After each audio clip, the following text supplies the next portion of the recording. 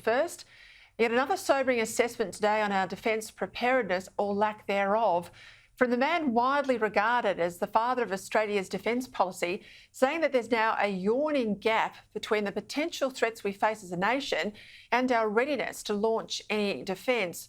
Professor Paul Dibbs said the key defect with this government's defence policy is the stark gap between the promises and the lack of action to change defence preparedness. Joining me now to discuss this and more, Sky News contributor Chris Uhlmann.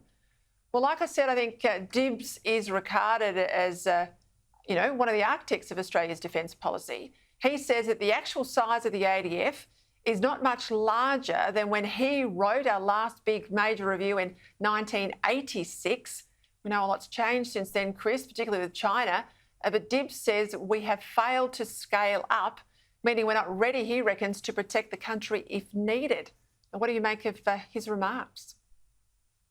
Well, he's reminding us that we should always watch what governments do and not listen to what they say, Peter, because there is, as he says, a yawning gap between the strategic threat which the government identifies, that is, that we could be in a conflict within the next 10 years, and what we're doing about it, which is that we won't have the capacity to fight within the next 10 years, and that should disturb everyone. As he says, 60,000 people in the ADF, about half the size of the MCG. We'd run out of pilots before we ran out of planes. We'd run out of submariners before we ran out of submarines. So we have a real workforce problem within the ADF, but beyond that, we don't have the kit which we need to fight with. I will say this, however, that the defence gaps open up over long periods of time.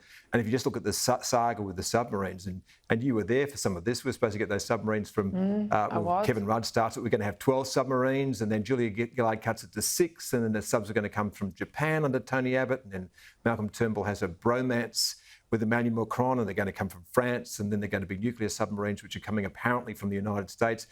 Look, Peter, I am seriously concerned that I won't ever see one of those submarines tied up in Sydney Harbour in my lifetime. I think we should all be concerned about that.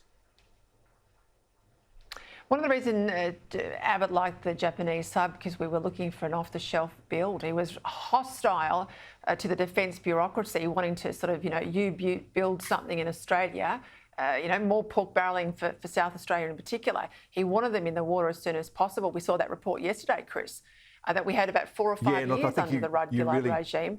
We didn't have a sub to put to sea.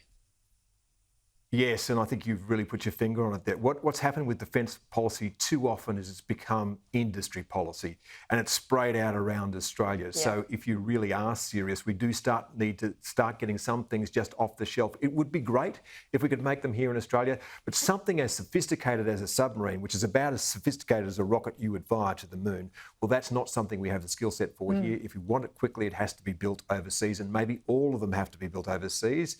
And that's unfortunate, but if we're going to defend the nation, we need to do that. Before that, Peter, I think we need to essentially have area denial in and around the coastland of Australia.